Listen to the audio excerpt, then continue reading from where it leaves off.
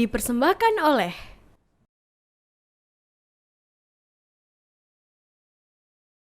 Assalamualaikum warahmatullahi wabarakatuh. Alhamdulillahirabbil alamin. Wassalatu wassalamu ala asyrafil anbiya'i wal mursalin wa ala alihi wa sahbihi ajma'in. Amma ba'd. Pemirsa Qolat dimanapun Anda berada, alhamdulillah kita berjumpa kembali dalam episode ketiga acara Qolat untuk Ramadan 1443 Hijriah. Mudah-mudahan 2 hari puasa yang sudah kita laksanakan semuanya diterima oleh Allah Subhanahu wa taala. Seperti biasa saya akan memulai dengan membuka pantun pembuka yang ini menjadi pantun tetap. Mudah-mudahan kalau sering kita sampaikan, para pemirsa dapat juga menghafalkan pantun ini. Bunga melati, wangi semerbak, mekar merekah di taman kota. Jumpa kembali di acara Qolat untuk menambah wawasan agama. Pemirsa Qolat dimanapun Anda berada, untuk episode ketiga ini saya akan membahas tentang puasa dan ilmu pengetahuan. Kita ketahui bahwa ibadah selain hal-hal yang bersifat kaifiyah atau tata cara juga mengandung banyak hikmah. Dan di antara hikmah dari ibadah itu adalah bagaimana kita mengembangkan ilmu pengetahuan dan bagaimana ibadah itu dijelaskan dengan berbagai kajian ilmu pengetahuan sehingga kemudian kita dapat beribadah dengan sempurna, beribadah dengan sebaik-baiknya, dan kita dapat lebih mantap lagi, lebih yakin lagi bahwa ibadah yang kita laksanakan ini adalah juga ibadah yang secara ilmu pengetahuan sebagai amalan yang bermanfaat. Kembali kepada puasa, pada bagian terdahulu sudah sempat saya bahas bahwa kita berpuasa ketika sudah masuk datangnya bulan Ramadan. Di dalam Quran disebutkan, A'udzubillahi minasyaitonirrajim, Syahrul Ramadan alladzi unzila fihil Qur'an hudal linnas wa bayyinatin minal huda wal furqan. Faman syahida minkumus syahra falyasum. Bulan Ramadan adalah bulan yang di dalamnya diturunkan Al-Quran. Al-Quran itu sebagai petunjuk bagi umat manusia dan berisi penjelasan-penjelasan dari petunjuk Allah itu, dan juga sebagai pembeda antara hamba Allah yang beriman dengan hamba Allah yang tidak beriman, pembeda antara manusia yang muttaqin dengan manusia yang kafirin. Ibadah puasa Ramadan itu kita laksanakan kalau kita sudah melihat datangnya bulan Ramadan. Faman syahida minkumus syahra falyasum. Barang siapa yang menyaksikan datangnya bulan Ramadan, maka hendaknya dia berpuasa. Pada episode kedua sudah kita jelaskan bahwa sebagai ibadah kita menunaikannya sesuai dengan kaifiyah. Dan di antara kaifiyah itu adalah menyangkut waktu. Kapan kita mulai puasa? Jelasnya seperti ayat yang saya bacakan tadi adalah kalau kita sudah melihat datangnya bulan Ramadan. Lalu bagaimana kita dapat melihat bulan atau datangnya bulan Ramadan? Di dalam ayat yang lain disebutkan yas'alunaka 'anil ahillah qul hiya mawaqitu linnasi wal hajj. Mereka bertanya kepadamu Muhammad tentang hilal. Hilal itu adalah tanggal pertama dari setiap bulan. Katakan bahwa hilal itu adalah penentu waktu-waktu bagi manusia untuk beribadah termasuk di dalamnya adalah beribadah haji. Karena itu maka kita mendapatkan penjelasan dari hadis Nabi, apa makna dari famang syahida minkumus syahra. Nabi bersabda, sumu li ru'yatihi wa aftiru li ru'yatihi. Berpuasalah kamu ketika melihat hilal dan beridul fitrilah kamu ketika melihat hilal. Karena itu maka dalam kaitan dengan ibadah puasa, kita harus memahami bagaimana cara melihat hilal itu. Bagaimana cara kita bisa menyaksikan datangnya bulan Ramadan itu. Pada zaman Nabi ketika ilmu pengetahuan belum berkembang dengan sangat pesat, maka Rasulullah dan para sahabat itu melihat hilal secara langsung pada tempat-tempat tertentu. Sehingga karena belum ada teknologi, belum dikuasai ilmu pengetahuan, maka melihatnya secara sangat konvensional. Sehingga karena itu maka kalau bulan itu, hilal itu tertutup oleh awan atau karena mendung yang sangat gelap, maka dua opsi yang disampaikan oleh Nabi. Yang pertama, fa'akmilul iddah. Kamu sempurnakan hitungan bulan itu, khususnya bulan Sya'ban dan bulan Ramadan, sehingga bilangannya 30. Fa'akmilul iddata Sya'ban salasin. Pada hadis yang lain disebutkan kalau kamu tidak bisa melihat hilal karena tertutup oleh awan, maka kamu perkirakan.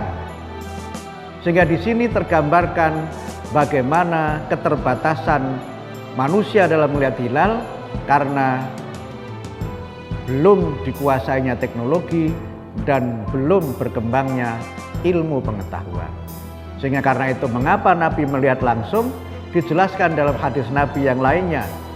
Inna ummatun ummiyatun la naktubu wa la nahsubu. Kami ini adalah umat yang ummi, yang tidak berpendidikan, yang pengetahuannya terbatas, kami tidak mampu menulis dan kami tidak mampu berhitung. Asyahru hakada wa hakada. Bulan itu begini dan begini. Marrotan tis'ah wa isyrin wa marrotan talatin. Kadang-kadang bulan itu 29 hari, kadang-kadang bulan itu 30 hari. Sehingga mengapa Rasulullah melihat langsung? Karena memang belum mampu atau masyarakat pada waktu itu belum memiliki teknologi dan juga belum menguasai ilmu hisab sehingga masih melihat secara langsung, melihat dengan observasi tanpa bantuan teknologi. Bagaimana penjelasan berikutnya tentang puasa dan teknologi serta ilmu pengetahuan akan kita bahas pada segmen yang kedua. Pemirsa Kolak dimanapun Anda berada, kita lanjutkan pembahasan kita tentang puasa dan ilmu pengetahuan di segmen yang kedua ini. Tapi sebelum itu izinkan saya membaca kembali pantun untuk kita semua. Buah mangga, buah belimbing, sangat segar buat berbuka. Kalau puasa jangan menggunjing agar ibadah jadi sempurna. Pemirsa Kolak dimanapun Anda berada, tadi sudah saya sampaikan bahwa Nabi dan para sahabat melihat langsung itu karena belum memiliki teknologi dan belum menguasai ilmu, khususnya ilmu hisab. Tetapi apakah kemudian kalau kita menggunakan ilmu hisab itu sebagai suatu bid'ah? Menurut saya justru ilmu hisab itu yang lebih sesuai dengan Al-Quran. Karena di dalam Al-Quran surah Yunus ayat yang kelima, Allah berfirman, huwaladzi ja'ala syamsa diya'a wal qamara nura wa qaddarahu manazila lita'lamu adadas sinina wal hisab ma khalaqallahu dzalika illa bil haqq yufassilul ayati liqaumi ya'lamun. Dialah Allah yang menjadikan matahari itu bersinar dan bulan bercahaya. Allah menjadikan bagi matahari dan bulan itu manzilah manzilah atau orbit, garis orbit, yang dengan itu manusia bisa memiliki atau mengetahui hitungan tahun dan bisa memiliki perhitungan waktu. Allah tidak menciptakan yang demikian itu kecuali dengan kebenaran, dan Allah menjelaskan ayat-ayatnya secara sangat gamblang kepada orang-orang yang berilmu pengetahuan. Karena itulah maka pemirsa Kolak dimanapun Anda berada, ketika tadi Quran Al-Baqarah menjelaskan faman syahida minkum syahra falyasum, pada zaman Nabi dan para sahabat ketika teknologi belum dikuasai, ilmu hisab belum dikuasai, maka melihatnya langsung. Tapi seiring dengan waktu ketika kaum muslimin telah menguasai ilmu hisab, maka ilmu hisab itu sangat membantu dan sangat punya peranan penting agar kita bisa beribadah dengan benar. Kita bisa mulai puasa dengan benar karena bisa dihitung dengan ilmu hisab itu kapan 1 Ramadan. Pimpinan pusat Muhammadiyah menggunakan perhitungan hisab hakiki wujudul hilal untuk menetapkan kapan mulai puasa, kapan Idul Fitri, kapan Idul Adha. Tidak hanya puasa pada tahun ini, puasa-puasa tahun depan pun sebenarnya sudah bisa sudah bisa dihitung dengan menggunakan ilmu hisab itu. Kenapa bisa dipastikan dengan hisab dapat dihitung? Karena peredaran matahari, bulan, dan bumi itu mengikuti takdir Allah. Takdir Allah itu artinya hukum-hukum Allah yang sudah berlaku dan diketahui oleh manusia. Sehingga kalau ketentuan Allah sudah diketahui manusia, maka manusia bisa memprediksi apa yang akan terjadi dan bisa menjelaskan bagaimana sesuatu itu bisa terjadi. Disinilah kenapa kemudian banyak hal dalam kaitan dengan ibadah itu memang sangat dipengaruhi kesempurnaan ibadah kita itu dengan teknologi dan dengan ilmu pengetahuan.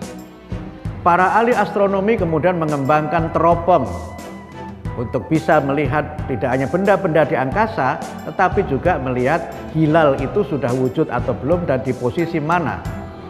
Untuk menentukan arah hilal itu orang harus mengerti di mana biasanya titik koordinat yang memungkinkan orang bisa melihat. Kalau orang tidak menguasai astronomi tidak mengerti, karena kita tidak bisa melihat dimanapun di sembarang tempat, tidak bisa. Karena hilal itu wujudnya hanya beberapa detik saja. Dan oleh karena itu maka kalau orang tidak menguasai ilmu itu tidak mengerti di mana posisi hilal itu, dan kalau teknologinya tidak canggih maka juga tidak bisa terlihat. Sehingga karena itu maka semakin canggih teknologi maka semakin besar kemungkinan kita untuk mengobservasi, melihat hilal itu walaupun mungkin derajatnya rendah. Dulu sebelum teknologi observasi itu sudah canggih, hilal itu baru bisa dilihat kalau posisinya 6 derajat. Tapi kemudian ketika teknologinya makin canggih, hilal itu bisa dilihat ketika posisinya di atas 4 derajat. Kemudian kalau sudah lebih canggih lagi, hilal bisa dilihat kalau posisinya 3 derajat. Kalau semakin canggih lagi, itu mungkin di bawah 3 derajat, saya yakin sudah bisa dilihat. Bahkan 0, berapa derajat pun sudah bisa dilihat kalau teknologinya makin canggih. Sehingga karena itu maka wujudul hilal atau wujudnya hilal itu bisa kita buktikan dengan ilmu perhitungan hisab, bisa juga dengan teknologi. Kalau ada sesuatu yang tidak bisa terlihat, tidak berarti sesuatu itu tidak ada. Tetapi indera penglihatan kita, mata kita terbatas sehingga tidak bisa melihat objek yang sangat kecil atau objek yang sangat samar-samar. Misalnya begini, kalau misalnya tertutup awan, kalau teknologinya canggih itu masih bisa dilihat walaupun ada mendung, karena teknologi itu bisa menembus awan. Tapi kalau teknologinya tidak canggih ya tidak bisa menembus cahaya itu sampai kemudian awan itu tidak bisa menghalangi kita untuk bisa melihat suatu objek. Kita punya X-ray misalnya, X-ray ya, sinar X. Kalau dengan seperti biasa kita tidak bisa melihat bahwa ini ada jantung, ini ada paru-paru, dan berbagai organ tubuh yang lainnya. Begitu kita sorot pakai X-ray, maka yang tidak terlihat oleh mata kita itu menjadi bisa terlihat. Kalau ibu-ibu mungkin mohon maaf ya, punya pernah pengalaman USG misalnya, itu mata kita tidak bisa melihat bagaimana janin yang dalam kandungan kita. Tapi kalau tidak terlihat bukan berarti janin itu tidak ada kan? Nah, begitu pakai teknologi dengan USG itu, maka janin bisa terlihat. Bahkan tidak hanya terlihat ada dan tidaknya, bahkan bisa dilihat organ-organ tubuhnya, bagaimana tangannya, bagaimana jantungnya, bagaimana paru-parunya, ginjalnya, dan berbagai organ tubuh yang lainnya menjadi bisa terlihat karena alatnya canggih. Sehingga keterbatasan mata kita di dalam melihat suatu objek bisa diatasi dengan teknologi. Karena itu maka puasa itu juga banyak kaitannya dengan teknologi, sehingga tidak hanya ilmu hisab yang bisa menjadi penentu kapan kita mulai puasa, kapan kita berhari raya, teropong yang canggih juga bisa menjadi alat yang membantu kita melihat hilal walaupun mungkin posisinya tertutup awan atau mungkin posisi hilalnya masih sangat rendah karena teknologi yang kita miliki adalah teknologi yang canggih. Kita bahas lebih lanjut pada segmen yang ketiga. Pemirsa Kolak dimanapun Anda berada, pada segmen ketiga ini akan kita lanjutkan bagaimana kaitan puasa dengan ilmu pengetahuan dan teknologi. Tadi sudah kita bahas tentang bagaimana teknologi itu membantu kita menetapkan awal dan akhir bulan Ramadan. Dalam kaitan dengan puasa juga kita menggunakan ilmu pengetahuan dan teknologi dalam menetapkan, sering kita menyebutnya dengan imsakiyah. Imsakiyah itu biasanya sudah kita siapkan jauh-jauh hari sebelum puasa dimulai. Dan banyak dari imsakiyah itu yang juga diterbitkan oleh lembaga-lembaga sebagai bagian dari sarana promosi.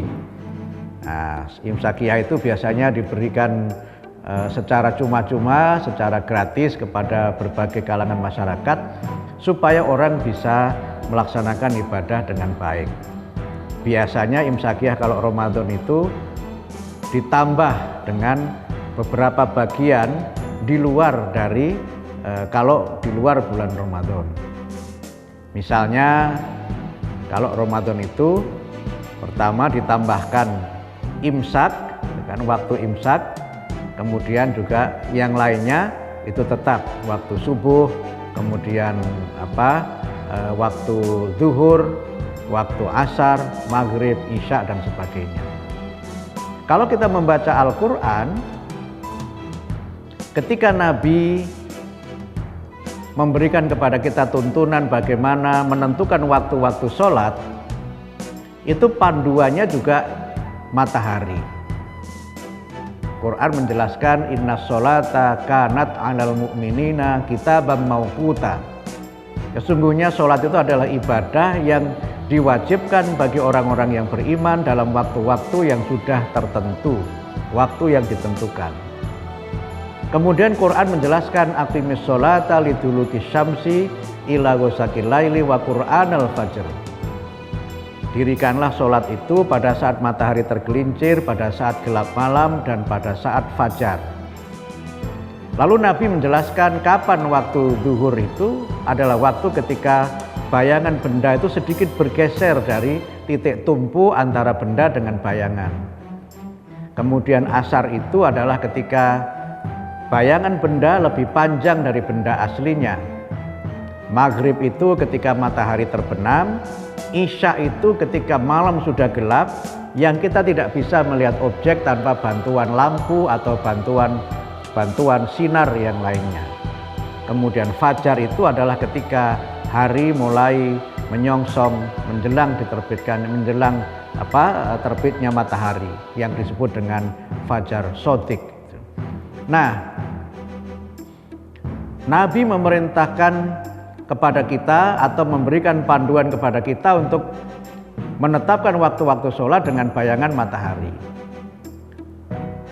Seharusnya juga kalau kita mau konsisten, kita menetapkan kapan mulai puasa, fajar itu juga dengan melihat itu, dan kemudian buka ketika maghrib juga dengan melihat matahari. Tapi sekarang sudah hampir tidak ada dari kita yang ketika menetapkan waktu imsak, waktu subuh, kemudian waktu maghrib itu melihat matahari. Sehingga kemungkinan kita ini sudah meninggalkan itu semua, saya kira. Yang kita lakukan sekarang adalah menggunakan panduan waktu, yang panduan waktu itu ditetapkan berdasarkan perhitungan hisab. Dan itulah bagaimana kaitan antara ilmu pengetahuan dengan kesempurnaan ibadah kita. Sehingga karena itu maka secara tidak langsung sebenarnya Allah itu mendorong kita untuk mengembangkan ilmu pengetahuan dengan bagaimana kita ini bisa beribadah dengan sempurna. Tadi berkait dengan waktu sholat, berkait dengan imsakiyah, kita kaitkan dengan misalnya bagaimana kita menentukan arah kiblat. Di dalam Quran disebutkan kita dimanapun berada, sholat itu harus menghadap ke kiblat, yang kiblat itu adalah Masjidil Haram yang di dalamnya terdapat Ka'bah. Arah kita itu adalah mengarah kepada Ka'bah. Wa min haitsu kharajta fawalli wajhaka syatrul Masjidil Haram. Dimanapun, kemanapun kamu keluar, dimanapun kamu berada, kalau sholat hendaknya kamu menghadapkan wajahmu ke arah Masjidil Haram. Lalu bagaimana kita bisa tahu arah Masjidil Haram itu? Sekarang saya di Menteng Raya 62. Pemirsa mungkin ada yang di Papua, pemirsa mungkin ada yang di Aceh, atau mungkin ada yang di kota-kota di Pulau Jawa, ada yang di Kudus misalnya, atau ada yang di Semarang, ada yang di Surabaya dan sebagainya. Mana arah kiblat itu? Para ahli ilmu hisab kemudian menghitung berapa derajat arah kiblat dari tempat di mana kita berada. Tapi tidak semua kita bisa mengetahuinya. Tidak semua kita bisa menghitung dengan hisab itu. Nah, para ahli hisab kemudian memberikan panduan. Tetapi ada yang sederhana yang bisa kita lakukan. Bagaimana kita bisa menentukan arah kiblat itu? Yang sudah sangat populer adalah dengan menggunakan kompas. Dulu orang kompas pakai alat tersendiri dengan kompas itu, sehingga diketahui kemana arah kiblat dengan menggunakan kompas untuk menentukan berapa derajat itu oleh ahli hisab, kemudian derajat itu mengarahnya kemana, kompas memandu kita. Itu masih agak complicated ya, masih agak membutuhkan teknis yang secara pelaksanaan tidak selalu mudah. Tapi dengan teknologi gadget yang kita punya, kalau kita sudah install di HP kita ini misalnya kiblat, maka tidak perlu kita itu menghitung secara tersendiri.